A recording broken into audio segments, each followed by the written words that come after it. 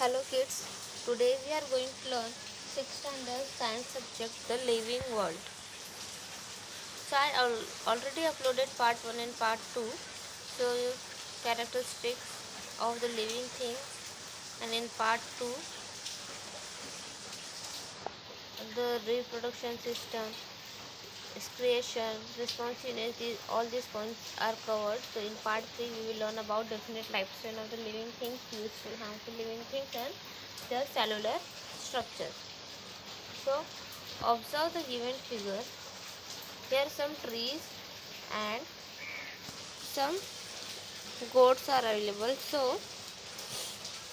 थोड़े थोड़े टाइम के बाद ट्री बड़ा होते जा रहा है, लार्ज होते जा रहा है, और जो गोट है उसका वो भी बड़ा होते जा रहा है। एक सर्टेन टाइम के बाद गोट का रिप्रोडक्शन होता है और दूसरा गोट होता है, और फिर फोर्थ वाले इमेज में फर्स्ट वाला जो गोट है उसकी डेथ हो जाती है, वो ख़त्म हो जाता है, और दूसरा थर्ड वाले इमेज में जो छोटा गोट है वो बड़ा हो गया है, और लास्ट इमेज में गोट से फिर से रिप्रोडक्शन हुआ और एक और गोट हुआ है, गोट हुआ है।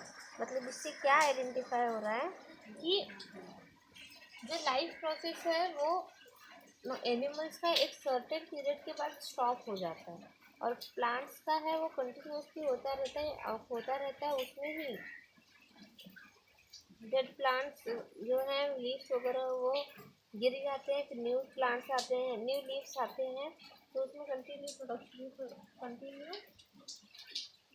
ग्रोथ होते रहते हैं। बट एनिमल्स में एक सर्टेन पीरियड तक ग्रोथ होता है, और एनिमल का एक सर्टेन लाइफ स्पैन होता है, उससे ज़्यादा वो नहीं उससे ज़्यादा उनका ग्रोथ नहीं हो सकता। Like a certain stage of life living things become a capable of reproduction. Means एक सर्टेन स्टेज पे जो लिविंग थिंग्स है उनका रिप्रोडक्शन होता है, मतलब one things to new living things are generate या प्रोड्यूस, मतलब एक लिविंग थिंग से दूसरे लिविंग थिंग्स का नया reproduction होता है।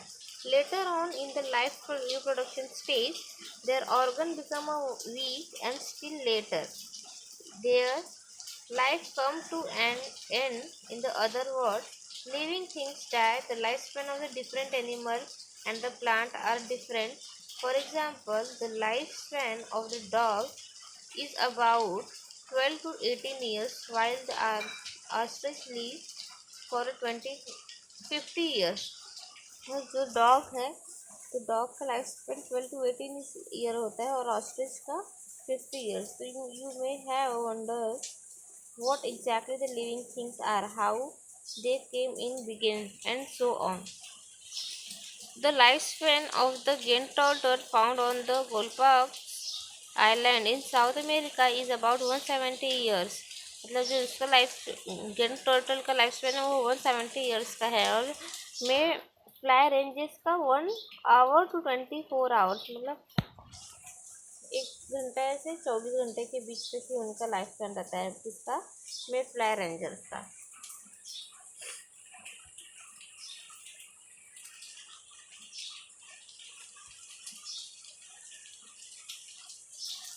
So can you tell, and you can see the image, observe the honey comb and wall, what are they made of?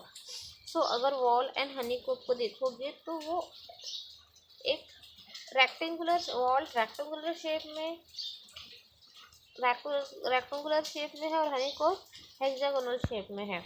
So you may have seen the small component of honeycomb. These compartments are joined together to form a honeycomb. मतलब ये छोटे छोटे जो hexagonal compartment है वो join होकर क्या बना रहा है, honeycomb. A wall has brick.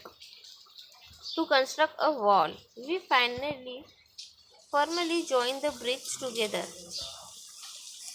A cellular structure. The living things are made up of a small unit called cell. So what is meant by cell? The cell means the living things are made up of a small unit called cell. मतलब छोटे छोटे sales के through हमारा body क्या है बना हुआ है, छोटे छोटे सेल्स को कंबाइन करके एक साथ कंबाइन करके क्या बना है, हमारा बॉडी बना है, हमारा लिविंग थिंग्स बने हैं, बॉडी बना हुआ है। All the action and process in the body of the living things are brought out with the help of this microscopic cell. Means हमारे बॉडी की जो भी एक्टिविटीज़ है वो सब किसकी वजह से हो रही है, सेल की वजह से हो रही है। और सेल की वजह से क्या हुआ है, लिविंग थिंग्स का बॉडी बना है। तो some living things are made up of a single cell. तो कुछ लिविंग थिंग्स जो सिर्फ एक सिंगल सेल से रहते हैं उन्हें यूनिसेलुलर कहते हैं, जैसे कि amoeba. And some living things are multi cellular है।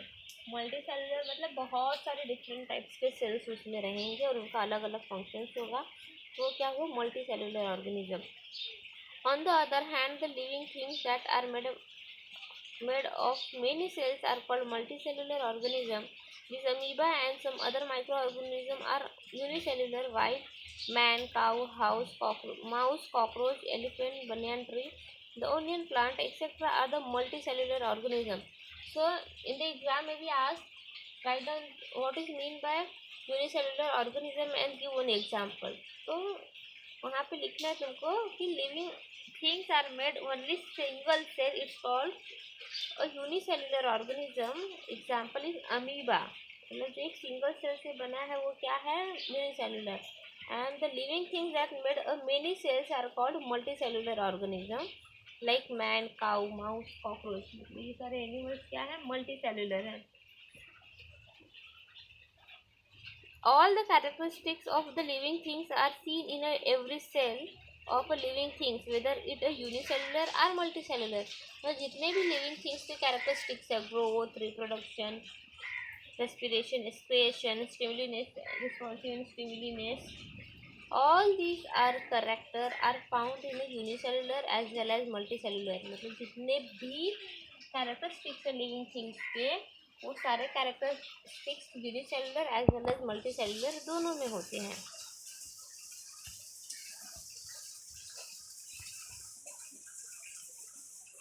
Amoeba, paramecium, cockroach and pigeon, these are all amoeba, paramecium is unicellular and cockroach pigeon is a multicellular।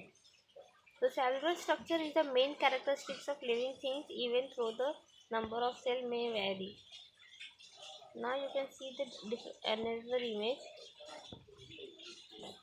Institute at a work. The institute that work for a survey and conservation of the various plant and animals in the different parts of India are the Botanical Survey of India 1819, the Zoological Survey of India 1916 respectively. In case you find the unfamiliar plant or animals in our surrounding, you can communicate with these institute to obtain more information about it।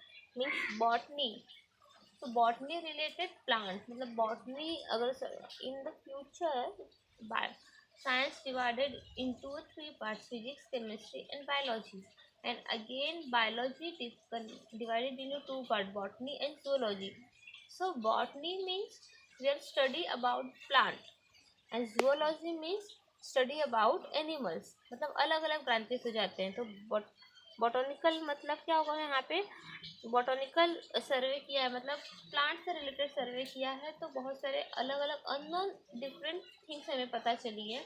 और zoological department ने जब सर्वे किया था 1916 में, सो animals के बारे में बहुत सारी चीज़ें पता चली है। मतलब बॉटनिकल मतलब botany means related to plant, zoo means related to animals. ना useful living things, plant useful living things मतलब जो हम यूज़ कर सकते हैं अपनी लाइफ में, यूजफुल लिविंग थिंग्स तो ऐसी चीज़ें ऐसे प्लांट्स और एनिमल जो हम यूज़ करते हैं।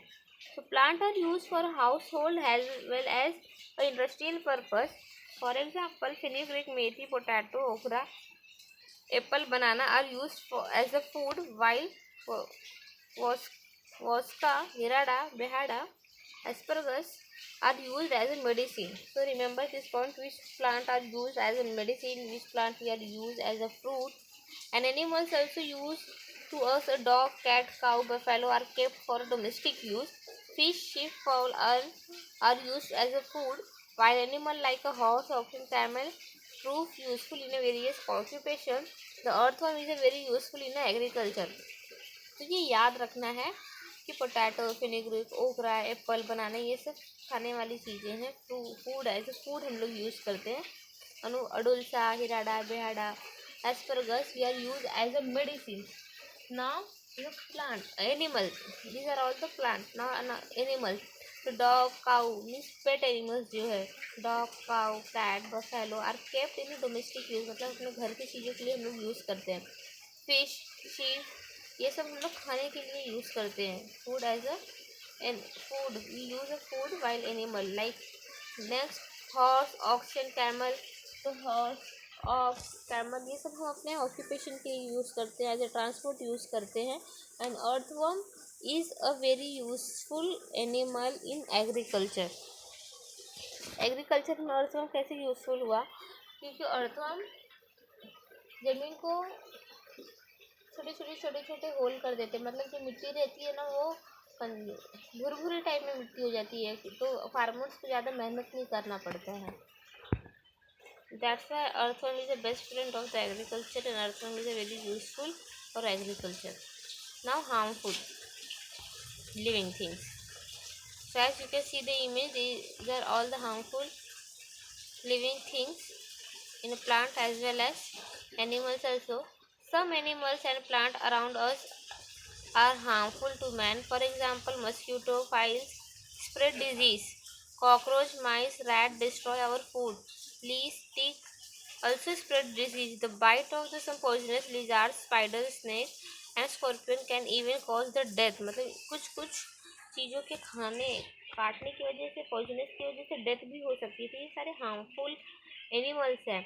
If wild elephant enter human settlement they cause lots of destruction. अगर जंगली हाथी अगर घुस जाता है कहीं ह्यूमन सेटलमेंट में, जहाँ पे सब लोग रहते हैं रेजिडेंशियल एरिया में, तो वहाँ पे बहुत डिस्ट्रक्शंस होते हैं, मतलब सब तहस नहस कर देगा.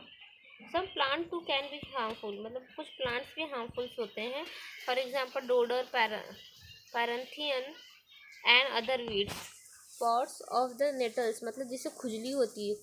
कोलोकेशियन leaves cause itching. Plant like the oleander, lathantum have strong odor. The dhatura plant is poisonous. Uncontrolled growth of fungi and algae in water, polluted drinking water may cause the spread of disease. Means जो unwanted growth होता है fungi as well as algae का water में, जिसकी वजह से water भी क्या हो जाता है, पोल्यूटेड हो जाता है, ड्रिंकिंग के लिए यूज़ नहीं होता, और इसकी वजह से स्प्रेड डिजीज भी स्प्रेड होते हैं.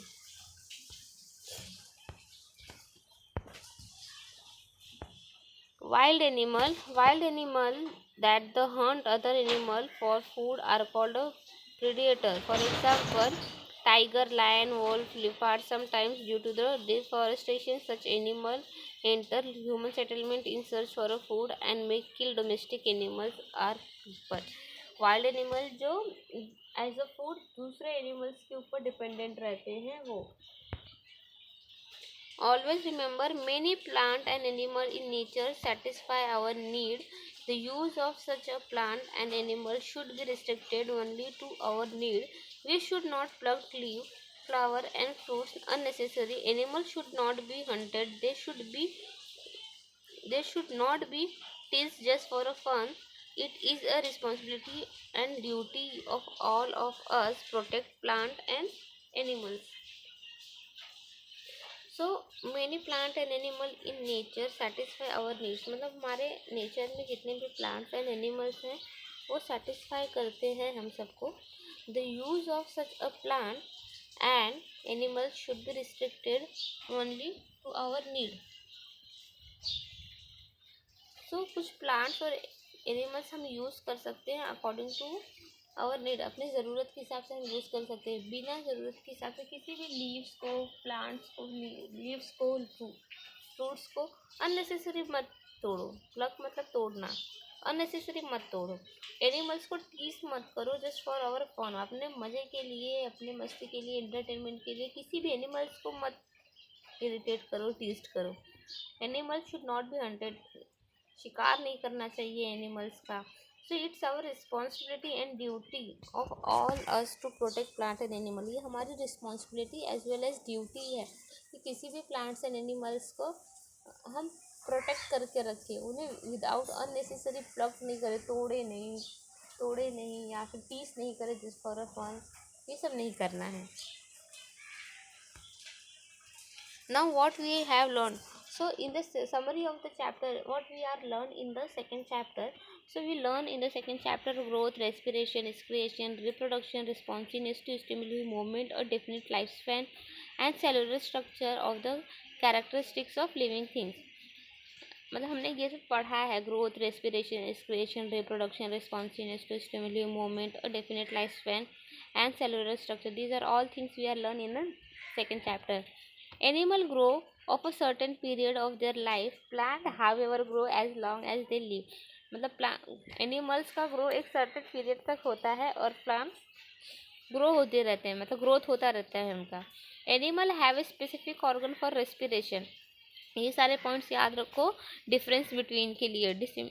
Difference between of plant and animal. तो animal have a specific organ for respiration while plant respire through microscopic spores and live and swim. The process of elimination waste product from the body is called excretion. All living things have a ability to reproduce. मतलब जितने भी living things है उनमें ability है reproduce करने की, मतलब new things को जनरेट करने की. Living things are move because of the ability to response to stimuli. Living things move कर सकते हैं, मोमेंट शो कर सकते हैं. क्यों कर सकते हैं? क्योंकि they have ability to response to stimuli. Plant show the spontaneous moment but they can not be leave and their place and go elsewhere as animal do. Plants अपना स्पॉन्टेनियस मोमेंट शो कर सकते हैं but animals के जैसे यहाँ से वहाँ move नहीं कर सकते. Living things have a definite life span at the end of which they die. Living things का एक लाइफ स्पैन होता है और एट द एंड उनकी डेथ हो जाती है. Many animal and plant are useful to us in our daily life. Such animal and plant can be harmful to us. मतलब कुछ एनिमल्स एंड प्लांट हमारे लिए यूजफुल हैं एज अ डेली पर्पज, सो कुछ प्लांट्स एंड एनिमल्स हार्मफुल भी हैं. The smallest unit of the living things is the cell. Smallest unit of the living things, living cell में जो लिविंग ऑर्गेनिज्म में, living things में जो सबसे छोटा स्मॉलेस्ट पार्ट्स होता है वो सेल का होता है. और बहुत सारे सेल्स कंबाइन होके बॉडी का स्ट्रक्चर करते हैं. तो किसी किसी में सिंगल सेल होता है, दैट इज यूनिसेलुलर. किसी किसी में मल्टीपल सेल्स होते हैं तो वो मल्टी सेलुलर ऑर्गेनिज्म हो जाता है. So I hope you are all clear, understand all these points.